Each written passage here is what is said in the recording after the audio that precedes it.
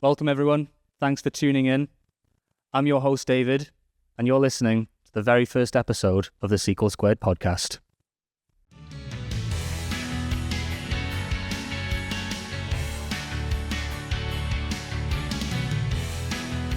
Today, in an effort to kick the show off in style, I am joined by my good friend and data whiz, Alex Dean. Thanks very much. Very happy to be here, especially for the first video of the show. Yeah. Hopefully we don't screw up too much. No, Yeah.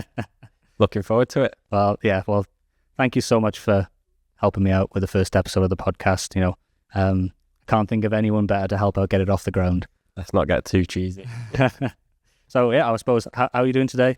You Very excited for it? Yeah, the first time doing something like this, so who knows how it's going to turn out. But it's always good to sort of get yourself out there and try and broaden your sort of help to the market and to, I guess, people who may well be looking to get into the field of data and AI itself. So yeah, very, very excited to support. Cheers. I don't know if, because each of these episodes I'm planning on being focused a little bit on the guest, although this is more of an introductory one. Do you want to give a bit of an introduction to yourself? Yeah. What you do? Yeah, so I'm Alex Dean. My background has been very heavily involved in the data space. So I sort of did a master's degree at university. I've always had a strong interest in numbers, logic, problem solving. So that's sort of what guided me into the field of data. My first role was within SQL, developing SQL, managing data, sort of BI and creation of reporting, and kind of fell into the field. Thought I wanted to move into finance whilst I was at university, but sort of fell into the field of SQL and data and just loved it from the start, really. That element of problem solving and working with numbers. Glad you didn't go into finance in the end. No disrespect to the finance industry whatsoever. No, I actually work in the finance industry now. But yeah, I think I've been lucky to fall into something that I've become so passionate about. So that was my first role. And from there sort of progressed and broadened the use of data platform, the use of a lot of the new cloud technologies, mainly in the Azure and Microsoft space. So Data Factory, Synapse more recently, I guess a lot of those sort of Azure SQL tools, logic apps, everything that's kind of fairly standard nowadays in the cloud and Microsoft space. And so that's where my sort of second part of my career took me, and then progressed more and more into leadership, I suppose. Had a real passion to help build people and create teams and look for efficiencies and build a really sort of collaborative environment. I really enjoyed seeing other people grow, like yourself. Yep. Sort of bringing David into his first SQL role as well. So yeah, that's where I am now, managing teams, BI teams, development teams, a test team as well. So that's been my career so far. Oh, well, thanks for that update. I know it's been a successful one to start, very heavy in the management space, and we'll come into that kind of people management and development a little bit later. But I suppose just an overview of what we're going to go through today. Just some general stuff, bit of an icebreaker, got a couple of funny things to talk about. And then we'll just have a bit of a chat about data in the cloud space, because we've both got a decent amount of experience with Azure. And then, as I said, just into management in the development space, both in people and projects. Yep. And that should be enough to get us over the line, to be honest. So just a bit of an icebreaker then. This is one that I've used before. Always raises some some interesting points. Is there a data-related horror story that you're able to share with me and the audience today? So yeah, I feel like this is a good office discussion between, I guess, people just in IT in general, but definitely within data. you can literally run a script that's 2 or 3 lines long and cause some havoc. So yeah, it's always an interesting topic in the office, but always a topic that then sort of sends the hairs running up your spine a little bit, especially if you've been in situations where particularly bad things have happened. One of the stories that comes to mind for myself, it was a Sunday evening. I'd actually been out for a few drinks on Saturday night, so I was looking forward to getting into bed quite early on Sunday to recover for work on the Monday morning. And my boss at the time sent me a message to say that they'd had some significant problems with some patching on one of the SQL servers, and it was the central finance SQL server, so it controlled invoicing, you know, all the typical things a finance server would look after, and patching had gone particularly wrong, and the C drive on the machine had become corrupted. So we're not necessarily talking at lower level data issues, but it was an environment that very much was pivotal to data movement across the business. That evening and through till about 5 a.m. the next morning, we tried to recover the VM. The VM was hosted in Azure again at the time. We had problems recovering the VM because, again, the local C drive has a lot of specific configuration to the machine. So we end up having to effectively build that machine from scratch, restore databases to it, and knowing that the business was coming back online a couple of hours later to start their invoicing for the day. So that was a particularly bad one. In the end, the recovery was, almost seamless, no impact to the business, but that definitely sends hairs running through my spine. It really emphasizes the need to not just be good at SQL development, not just be good at being able to create solutions for the business within the database, but also looking after your data, sort of make sure it's secure, backed up, recoverable, and that's really important this day and age with how much we store in the cloud and on premise, and even with cloud solutions, you need to be prepared for disasters like that. So that's my horror story. Probably doesn't sound too bad, but when you're tired with a bit of a hangover, trying to recover financial servers at 3 a.m. in the morning, it's never a nice place to be. Yeah, I wouldn't want to be doing that either. Just how did it feel that night? Bringing back dark memories, probably. But. Yeah, it's when you're getting to the early hours of the morning, 3-4 a.m., where your body already needs to get sleep and rest, and you're still in some of the most complex problems that you'll potentially face in your career, or at least complex from a decision-making point of view. Every decision across the span of that bit of work could impact how successful that recovery goes, how much impact there is to the business. So not nice to be there, but at the same time, when I've been in certain incidents and scenarios with more junior people and we're working through to find a resolution, the key thing is to remain calm and to try and think logically.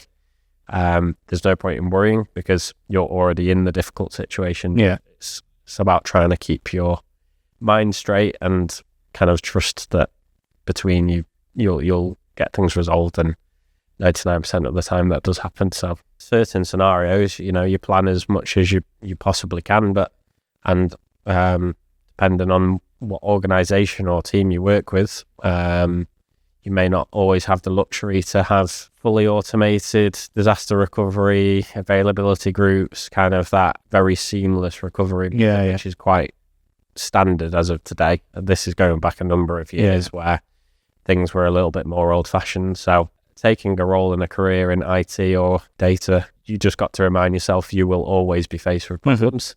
Hopefully not very often. And that does come down to good management and planning and execution of testing of certain scenarios. So even when those things crop up, things do crop up in IT. We've seen it with a lot of the huge companies recently in the industry, Microsoft, the CloudStrike incident not too long ago. These things happen. You just have to be there to kind of recover and do do what you need to do to keep services up. Managing the impact of the problem is probably just as much of a task as bringing things back online and managing the problem that made it occur in the first place.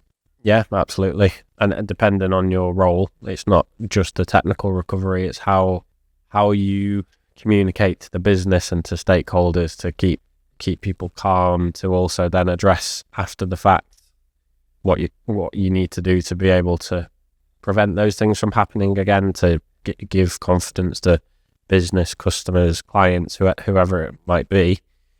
That's also a huge part of the recovery of that technical situation, and continuing to keep that trust and confidence within the confines of your organisation or customers. So I've been in scenarios where junior developers have executed scripts that don't have a where clause on, and we've had to recover updates to tables which shouldn't have been across the full table. I've done that once. Yeah. That's not my horror story though. No, and I'm not referring to you when I'm thinking about that. I think it was actually quite a senior person, actually. I said junior. But again, these things happen. They should be controlled and limited, but yeah. Yeah. Fair enough. Well, thanks for that. Yeah, some really good learns to come from that one, and some takeaways for people listening as well on how to mitigate these problems and manage them when they come about. Yeah. So yeah, it's good. It's only fair that I give mine in response to that. I'm intrigued to hear what this is. Given I've worked with David most of his career. Well, this is something I did. It was actually following some advice from someone online, which didn't turn out really to be the truth. I was testing downscaling a server. One of those things that I was wanting to downscale was the RAM usage in Azure, and obviously when you've got a VM hosted in Azure, you can only really halve it. So we wanted to make sure that halving it was going to help us get to where we wanted to be. But the goal was to slowly decrease the allocation to the SQL server within SQL itself, because you can do that via just the properties in SSMS. What I wanted to do to start off with was set it to automatically assign its RAM usage. So I did a bit of a Google, and on Stack Overflow, someone said that if you set the RAM allocation to 0, it would make that just sounds bad. I know, but I don't know. I didn't double check it. It's just like, right, I'll do that. So that's what I did. I went in, I set it to 0. Well, as you can imagine, the SQL server immediately stopped responding and crashed. What I found out was setting it to 0 actually set it to the minimum of 256 megabytes. Yeah, less than most. Well, pretty much every laptop you can buy nowadays. Never mind the enterprise SQL data warehouse. Didn't go well. So the whole thing shut down, and then I had to panic about how to get it back online. Turning it off, restarting it in single user mode, trying to get in before any other connections came in, starting the VM in safe mode, and then resetting the RAM allocation to what it should be, and restarting it back up again. To be fair, not as bad, or not as wasn't as time consuming, or didn't have as much downtime as yours, but it's definitely you feel your stomach drop completely though, especially when sometimes you think these actions you take have gone well, because the little block of work's gone well, and then 5 minutes later tickets come flooding in, applications start to crash. That's when it does really. That first minute where you're not quite sure what's happened is the worst, isn't it? But well, it was about an hour and a half to come back online. I'd never triaged an issue like that before. I'd set databases to single user mode, but never set the server to single user mode before. Never had to go into a VM and change it to safe mode on reboot. So it was a bit of a learning curve. The things, having heard you say that, and I'd probably have said this to you if I was still working with you at the time, and for anybody out there who seeks the internet for guidance, particularly in IT, there's a lot of good resources out there. Everyone's familiar with Stack Overflow, huge amounts of learning resources on LinkedIn, Pluralsight, Udemy, but forums in particular, where anybody from the industry can sort of submit advice or answers to technical questions, you always have to take with a little bit of a pinch of salt. Make sure you do your own planning, your own testing. Go and try that out in a lower environment or a non-production environment. So yeah, definitely give that advice to anybody who is looking to solve a problem, a new problem. Don't take everything as gospel on some of those pages, or at least take it away and trial it in a safe space first. Especially if it's server related, test your changes on a UAT or test environment or a development environment or whatever first before doing it on production. But I think that's a general bit of advice for anything. Next, I've got another horror story. This is just quite a funny one. Went to SQL Bits down in Farnborough early this year. There's a guy called Kevin Klein. He works for a company called SolarWinds. Anyone in the data industry has probably heard of SolarWinds. And you may have read a book of his called SQL in a Nutshell. It's pretty comprehensive. It basically compares lots of different versions of SQL, from SQL Server to Oracle, Postgres, MySQL, how they all work, what the benefits and drawbacks are of each one.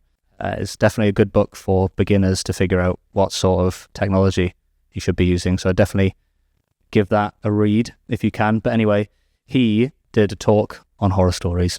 And he gave one at the end saying that a company that he worked for quite a few years ago, they had an extremely important SQL script that they needed to run for regular maintenance or backups or whatever it was. It was some sort of maintenance procedure.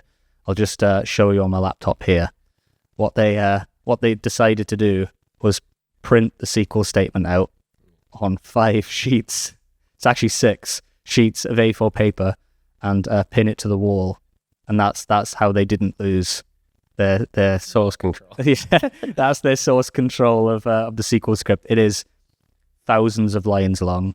So what would they do? Type it back up? I have no idea. I have no idea what they were doing. It sounds mad to me. On the video version of this podcast, I'll put it up on screen, just so the audience can see it. This thing doesn't even have any sort of formatting. It's just it looks like a code. Yeah, it looks like a chapter from a book. Never mind a nicely formatted SQL script. Oh, and the size of it is mental. I have no idea what it's used for or why they chose to do it this way. But the laughter that came from the room, everyone in that talk. Yeah. It was something worth sharing. Don't do this at home, kids.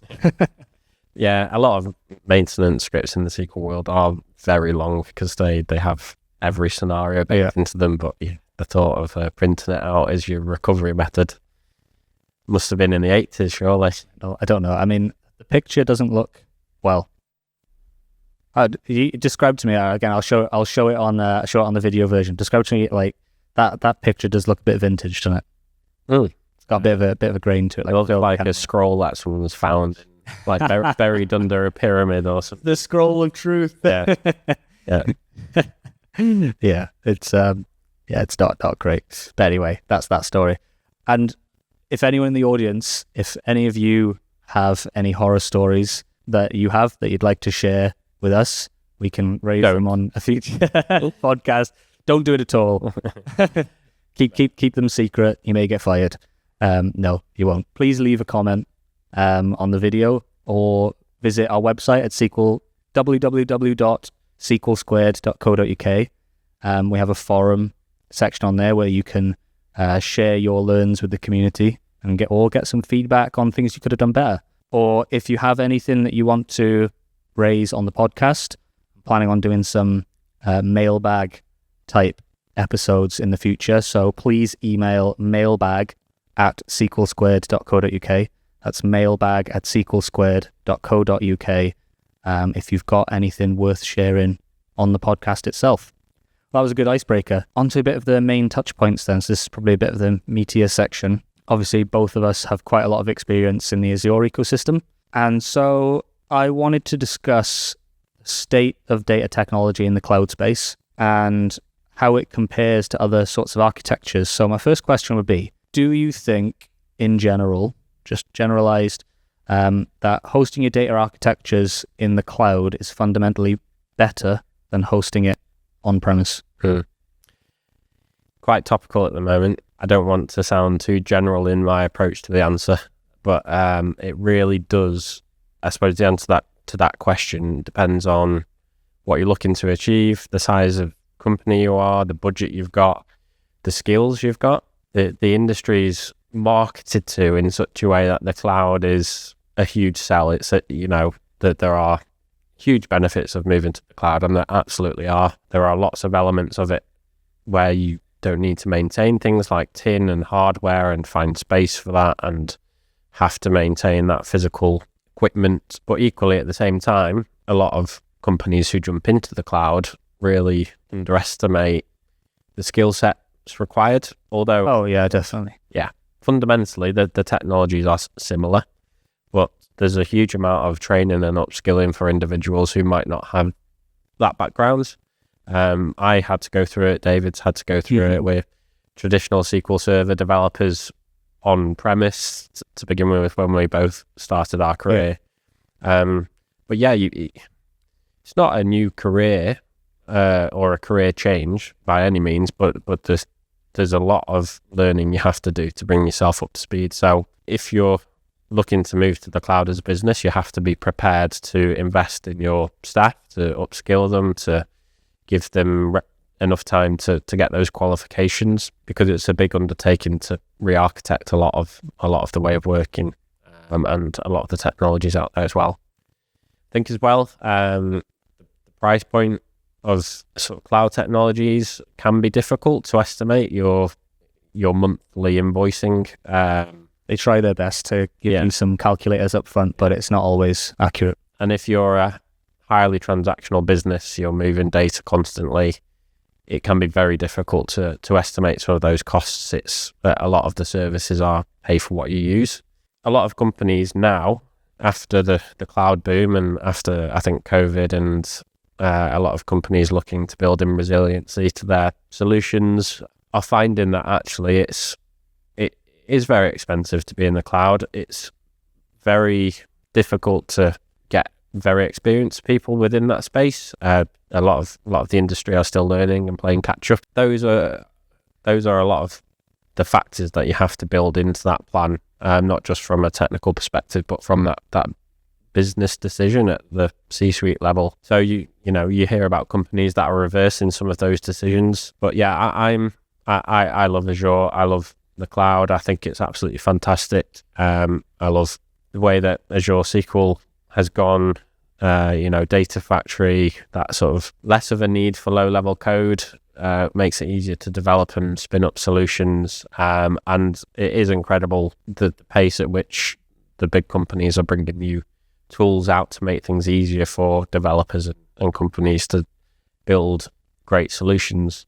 Any decision making based on what you're looking to achieve and what sort of size of business you are, what budget you've got, what staff you've got to be able to maintain those solutions. So yeah, that's my initial thought. I'm sure we'll jump into more back and forth. Yeah. Well, I think you've touched on a very good point there, especially with companies that are moving from on-premise to the cloud. In general, my opinion is personally, I much prefer the cloud development of things. Just the scalability, the way it integrates with other services in the cloud. I think people forget sometimes that, say we're talking from a data perspective, or we've got a SQL Server and we talk about putting their SQL Server in the cloud. It's not just that. You move everything, every app that integrates with it, every service, every pipeline, every way of moving data, it all goes into the cloud with it. And Microsoft, in my eyes, have done a very, very good job of creating a service for each part of the business flow and the management of the the data and architectures that sit in there. Personally, if I was creating something from scratch, I think I'd prefer a cloud first approach, especially, when a business is small. Just the management of it is so much easier. The ability to spin resources up and spin them down again, scale them out, scale them in based on demand.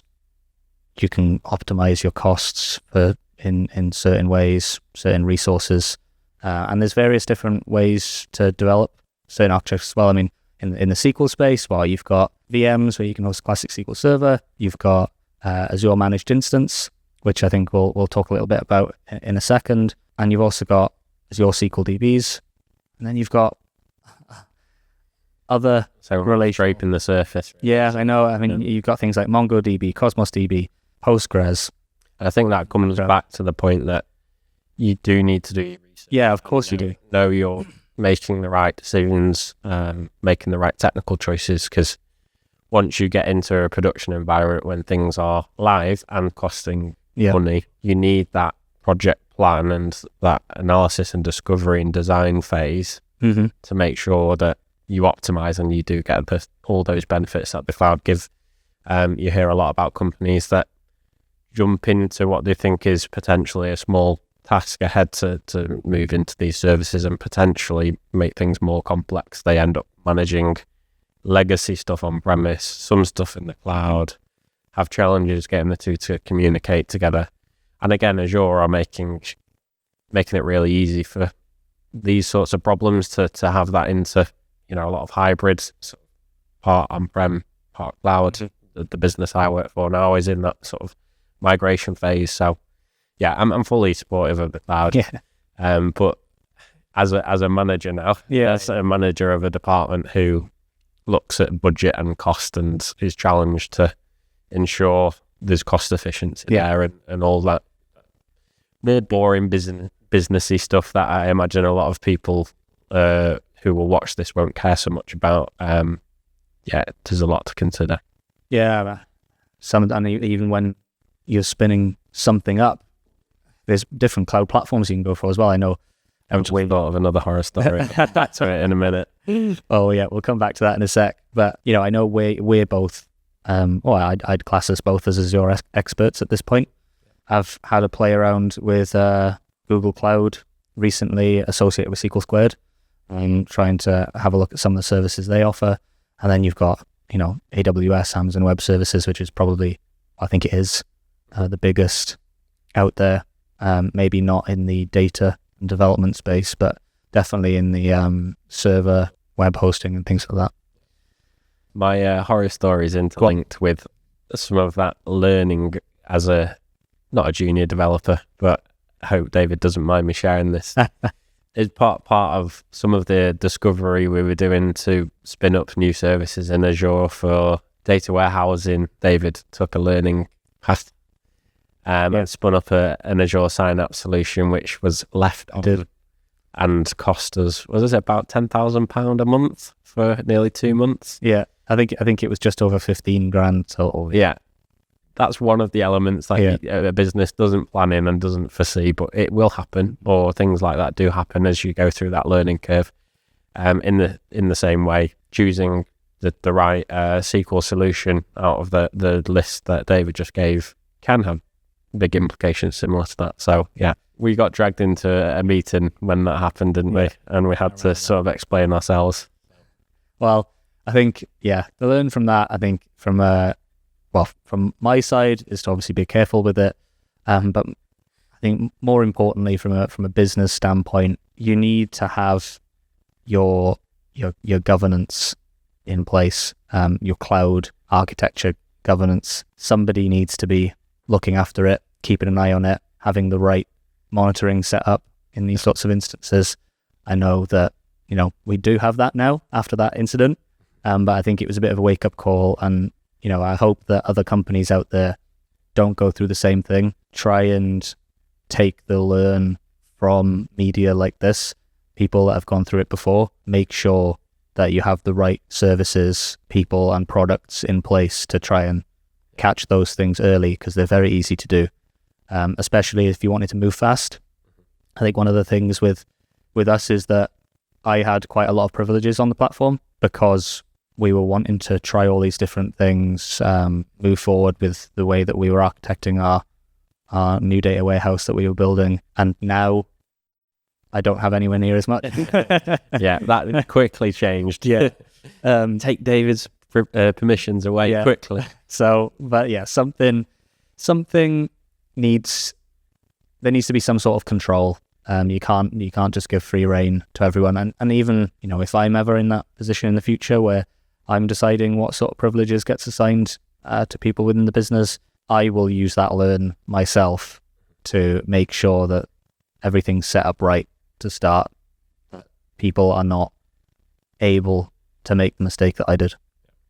Think as well, if you're moving into that space, don't be afraid to ask the stupid questions, and don't be afraid to get out to meetups, and to speak to people like us or whoever it might be. You might have ex-colleagues or friends who work in the same sort of space. Ask the stupid questions, because a lot of the time they're not stupid, and a lot of the time, there will be things that you hadn't even thought about, moving into some of that development where you just take so much from other people and other people's experiences. So yeah, meetups are brilliant for that. Online platforms like this as well. But yeah, sometimes that's the best way to learn. You can't just bury your head in a textbook or a Microsoft qualification. No, of course. Yeah, I mean, that's the whole point of SQL Squared. We plan on doing in-person meetups in Manchester in the United Kingdom. Free pizza, free drinks. I'll be there. Yeah, we'll hopefully be able to get something running. And the whole point of this podcast and all the services that we'll be providing, all the media that we'll be putting out there, is to help the audience organically learn all of this in the background, so they know what to look out for and what services to use for what architectures. And that is the key thing.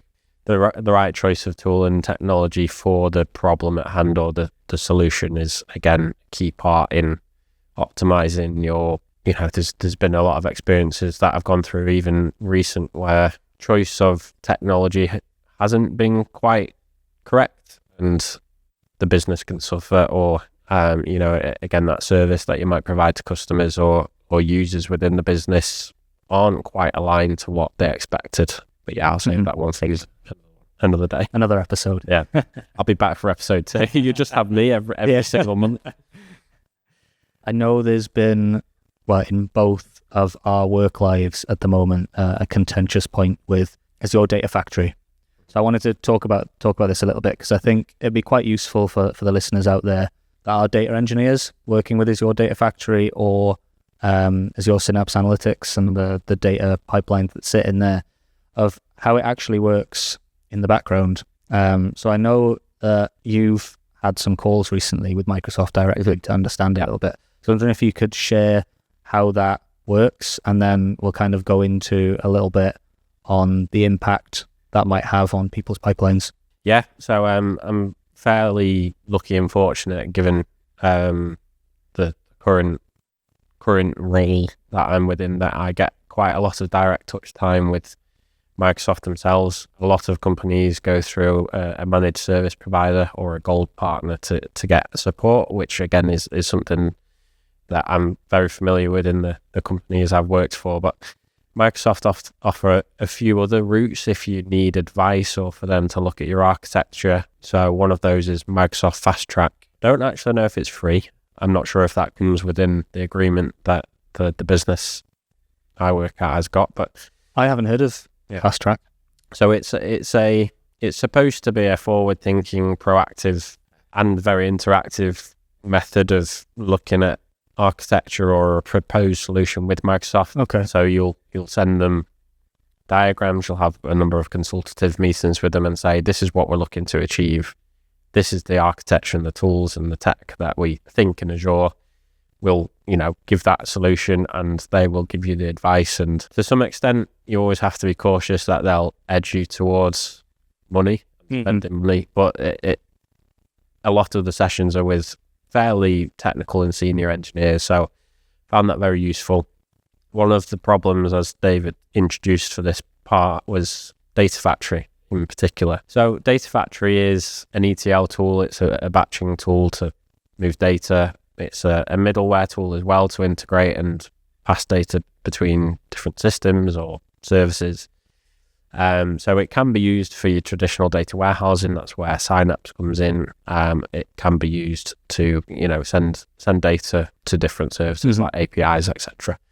Data Factory is built upon a number of different components in Azure itself. So the back end of Data Factory, the thing that you have no control over, it's the black box of the service that Microsoft provision and look after, is made up of a number of other technologies behind the scenes. And Microsoft won't tell you this, but I've learned to understand it a little bit more in some of the challenges we've seen. So it's built upon things like Cosmos DB, which is a NoSQL based database. I think they use that for the storage of metadata of the pipelines, i.e. pipeline start time, the interactivities, the start and end of each of those interactivities, and logic apps are used to then trigger and orchestrate the pipelines, how they progress and move through. And again, Microsoft don't advertise that particularly well. One of the challenges we've faced, and again, unless you go into the real small print of Data Factory, is that pipeline triggers, so i.e. how long they take to actually start and initiate and close and finish, have an SLA. Mm-hmm. So if you're looking to build a solution that takes data from A to B in 30 seconds on almost like a close to real time or streaming service, this is where an SLA can really come in to bite you. It's a 4-minute SLA. You have to be prepared for the fact that if you need your data to move from point A to point B within a smaller time period, that Microsoft can't guarantee it. This is where some of the challenges of recent have come in, where we have SLAs for certain services within 5 minutes. A lot of people aren't aware of these things until they become problematic. And using Data Factory, similar to how SSIS was used on premise, great for ETL. It's great for batching solutions that aren't close to real time. And I think one of the challenges is people who have data engineers who are very familiar with Data Factory will lean on Data Factory to build all of their data movement services and get caught into this potential scenario where the wrong tool has been chosen for the task at hand. So that's one of the recent learns I've had. Worked with Microsoft on a number of things, and we felt a lot of instability with Data Factory and its performance. Again, that back-end architecture that you have no control over in the cloud, underperforming. So pipeline runtimes have significantly varied. They pride themselves on ensuring pipelines never fail and never fail due to their own back-end resourcing challenges. Yeah. So that's how they optimize Data Factory. It's not for fast streaming, it's not for close to real-time data movement, but for almost guaranteed succeeding of data movement, as opposed to pace of movement, I suppose. Those are the sorts of things you'll come to learn, the niche areas of the cloud where you will find challenges with performance to some extent if you've not found the right tool to use for the solution at hand.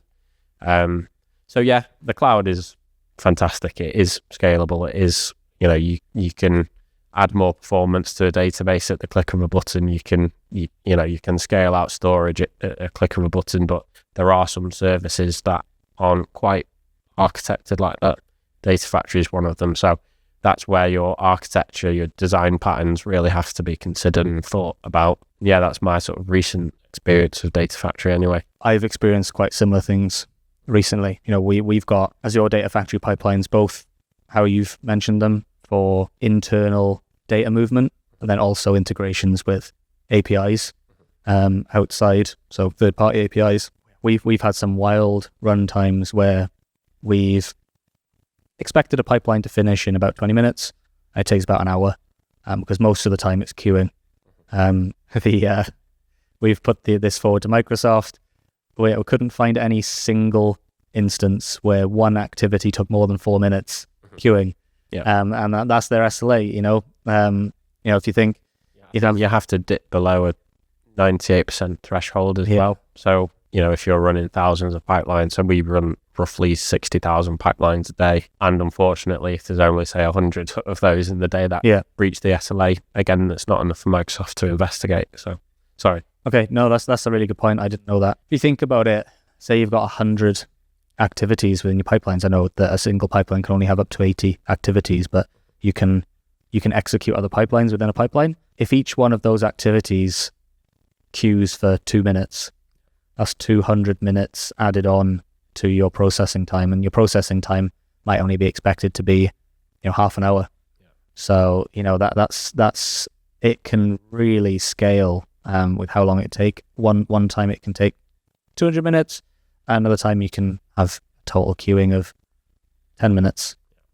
This is where the choice of tool really is important. Another challenge, just to add to that as well, you would expect a cloud service to be consistent across regions.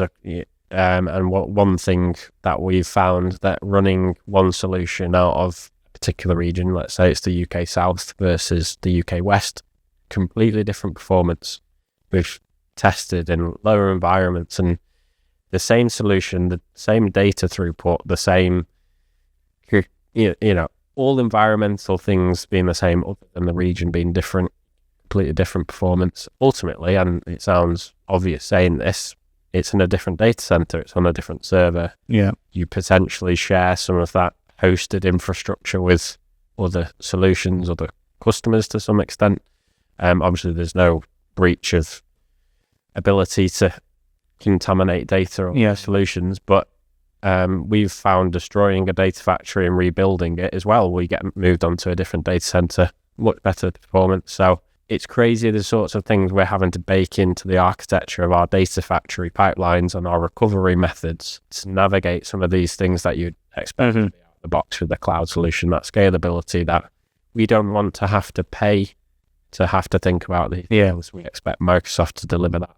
This is not bad mouth Microsoft. I love Data Factory. It's fantastic. Same. But it's just really interesting. The things that you think are hyper scalable, things that you would imagine you don't have to manage going into the cloud, but you face tech challenges like you would on premise. That's it's very interesting. They're things you'd never think about or even consider when setting up these sorts of environments. You need the experts on it, or the people with experience with these sorts of problems, to people who've been scarred or don't get scarred. But no, it's all good. Right, one last thing I wanted to go through. You've got a lot of experience both with, in management in general, especially within the development stack, managing people, managing projects, working on those things yourself. And I wanted to talk a little bit about just the nuances, especially within the development area. I know you've said a lot already earlier in the podcast about spoke a lot, haven't I? The issue.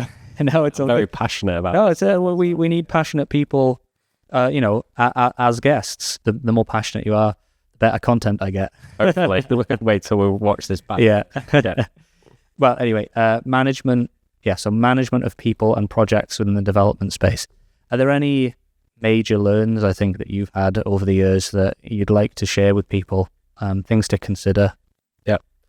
Well, I'll start with people first. I suppose if you're an aspiring manager or you want to be a leader within the tech space, one thing that you really have to do is empathize and understand those people you manage or lead or coach. We work in a very technical industry, very skilled set of jobs and projects.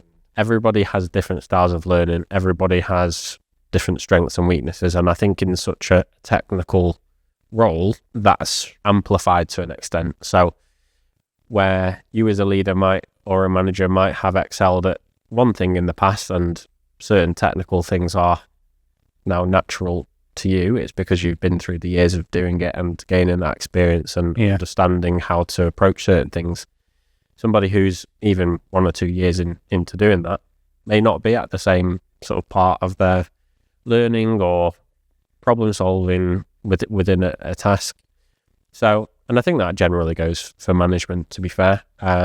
You have to empathize and understand and be willing to be patient and support people on that journey as well, and sort of trust them to make those mistakes, as David has done with some of the examples we gave before, and be prepared as that manager or leader to, help recover things that don't quite go correctly, because nothing ever goes perfectly. In sort of middle to senior management where I am now, you have to also do your bit to communicate that to the seniors and the people above you that manage the business and run the business, to sort of explain those scenarios that happen, some of the complexities of a career within development. You may not be explaining these sorts of things to technical people, but you have to get them to understand that it's very complex, some of the stuff that is done within the industry, and that's really important as a manager, to protect your team and to give them the umbrella and that space to grow. That is a really, really good point. Something that I've come across quite heavily, of someone who's a mid-level manager. If you want to get a lot further within management, especially within the development space or within any sort of really technical industry, you have to be able to both understand the technical aspect of the roles, the projects that you're working on, the teams and the positions underneath you, but then be able to communicate that up the chain in a way which is understandable to non-technical people. Yeah. As a technical leader, you're not just going to face problems with the tech and with IT. You're going to come across some of those more political conversations that are really important to help the team that you manage grow, and for them to respect you as a manager and a leader as well. So it's important. And then I think the other point, just moving on slightly, is trying to build that collaborative environment. Sort of a bit cliche saying that, but you learn a lot from your colleagues, and again, everybody has different styles, different ideas, different approaches. The worst thing you can have is a siloed set of people in a team that are SMEs on one single area. I think it's really important to ensure there's a good spread of knowledge across a team, good collaboration, because ultimately where a lot of the development processes intertwine, development, testing, BI, analytics, back-end developments, whatever it is, you might have a mixture of technical people, different technical tasks, user stories, whatever it might be, but the collaboration is still really important, because ultimately if you're in a project team delivering the same solution, the people within it need to be well-oiled to like it's a term that one of my old managers used to say to me, you've built a well-oiled machine there in that team. No, I agree. And that I suppose is a perfect segue onto the last bit of projects. We talked about project teams and how they all work together and the different roles that work together and what they're used for. But managing projects in general, is there any must-dos or must-haves from aspiring project managers out there, especially in the development space? Good question. And again, I suppose it depends on your environment to some extent. If you're in a business that's running multiple projects at the same time, which is what I'm more familiar with, the chaos of multiple spinning plates, and everywhere I've worked, there's been too much work to possibly do. And that's a good problem to have, and quite a common problem to have. So as a project manager, you need to be able to ensure that analysis phase, that planning, that discovery has all the quality and the time that it needs to allow the rest of the project to run efficiently, and to get the right expectations set at the start of the project to, again, senior managers, senior stakeholders, customers, clients, whatever it might be. Because the worst position to be in is to overpromise and under-deliver. And I'm not talking here about inflating project timelines and lying to again senior management about how complex things are, but it's key to protecting the members of that project and giving them the best chance to deliver. The worst scenario to be in is to have a deadline date plucked out of the air and then asking the project team to deliver to that date.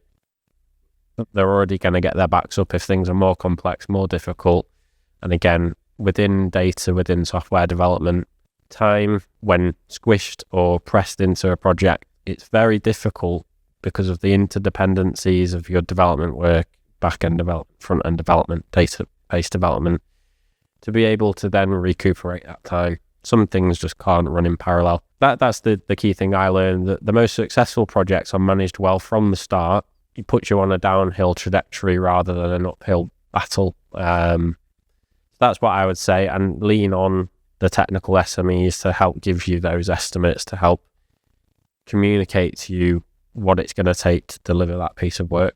Not a project manager by trade, but that's the advice. I don't think there'd be many other project managers out there that could have articulated that much better. So thanks for that. No, that's some really, really good learns in there. And if anyone in the audience is a manager at any level, please feel free to leave a comment, try and get back to you. There's some things I could probably pass over to Alex as well. If you've got any questions, probably already got a good idea of what this podcast is for. I want to help everyone out there be better at their role, give them the best learning opportunities within your career. And I plan on getting guests on this show, just like Alex, to give you the information you need in all these different areas. Thank you very much, Alex. I really enjoyed it. I didn't know what to expect, given it's the first one that you've done. I know I've not done anything like this before, but I quite like it. No, that's good. Well, if you want to be on it again, let me know, and we'll see what the ratings come out like. If I have loads of thumbs down on YouTube, then I might not be doing it again. We'll see. So thanks again for attending, Alex. Thank you. And thanks to the audience for listening, for every one of you out there listening to the very first episode of the SQL Squared podcast. I plan on releasing one of these probably once every 2 or 3 weeks.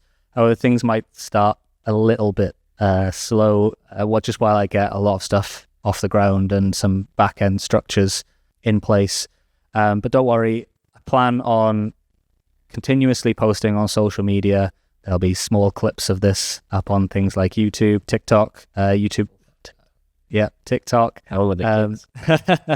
and Facebook and Instagram and things like that. So if you're more of a social media user, we're on most social media platforms. Feel free to, again, reach out, ask any questions. This is what we're here for. I've already mentioned the mailbag. If you've got anything to bring up in future podcast episodes, if the traction on this is high, I might do dedicated FAQ episodes. Please send an email to mailbag@sqlsquared.co.uk or visit the forum at www.sqlsquared.co.uk. Thank you all very much again. See you again soon. Cheers. Cheers. Bye-bye. See ya, Rob.